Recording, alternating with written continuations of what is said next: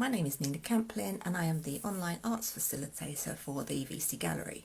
Welcome to another one of our live watch parties, and today I'm going to be doing a Drippy Deer similar to the one behind me, and I'm working in watercolour and I need to just get the camera set up so that I can have it between me and the easel where I'm working.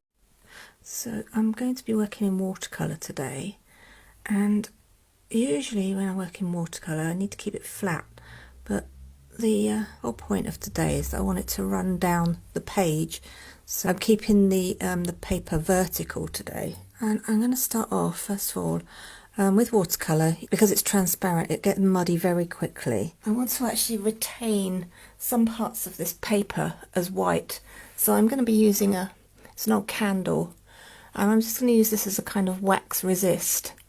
And I'm going to just colour in some parts of the picture that I want to keep white. So when I put the paint over this, it should just run straight off the parts that I've done with the wax. You can use a white crayon for this, and you can also use masking fluid. Masking fluid, if you use that, you need to let it dry before you can start painting over it.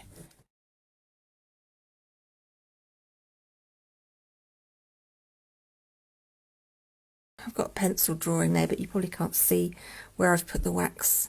So I'm going to start off with wetting the paper. So I'm using a large brush.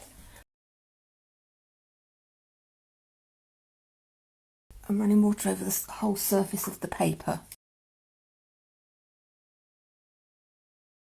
And then I'm going to start off with the lightest colours first. So starting with yellow, and it doesn't really matter what yellow. I've got cadmium here, and I'm just going to let it run down the page using lots of water.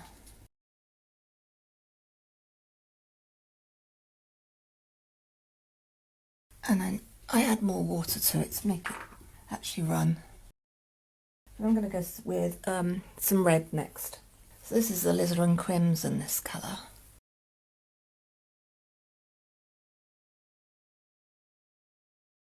You can start to see where I've put the wax now. Now I'm going to put some blue. I'm going to go with a cobalt.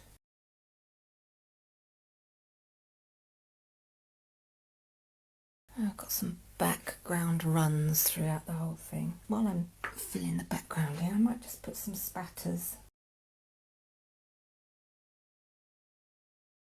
And then maybe just some green as well. This is the sap green. I'm going to start building up the colours on the actual deer. And I'm going to start again with the yellow. Starting with the lightest colours first. So I want to put these in areas that I want to keep them quite light. So I'm going to go in with this side of the face. Some on the ear. And some on the antler. This paper's crinkled a bit. I did stretch it, but it's pulled out a little bit, but I can always flatten it again afterwards. Okay, now I'm going to go in with orange.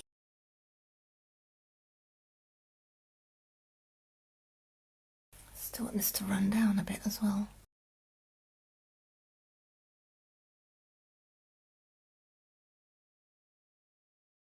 I'm going to use ultramarine next. I'm starting to look at the dark areas on this now. Got quite dark underneath his chin here. His eyes, around the ears.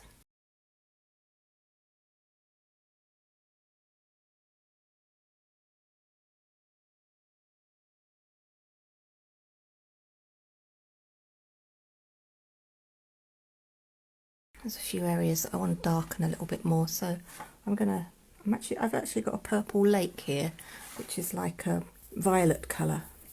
But you can mix that by using ultramarine and alizarin together. And I want to go over the really dark areas with this. So we've got his eye in here.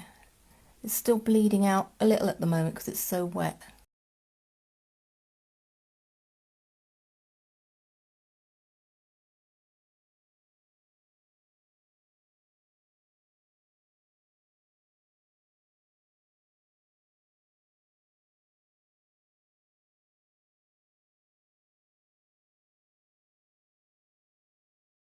as it starts to dry, you can start adding in more detail.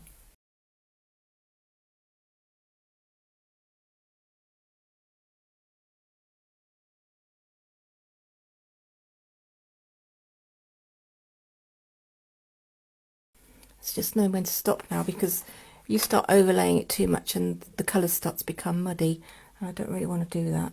So I'm going to stop. If you find that you've got an area where it's gone darker than you want it, you can use just a piece of kitchen roll to remove. Let's take this off by the side of his face.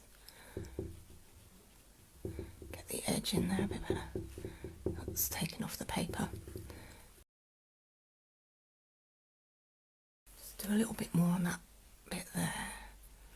Get the shape of the face in. It needs drying a bit before you can add the final detail in, but that's kind of the idea of how to make the drippy effect. So I hope you enjoyed seeing that little demonstration. The one behind me on the wall was actually done with acrylics, so it was a slightly different method, and the good thing about acrylics is it's easy to correct if you make a mistake. Hope you enjoyed watching that, and if you do have a go yourself, please do post your pictures onto our Brightside Facebook page, because we do love to see them, and I'll see you again next week. Bye.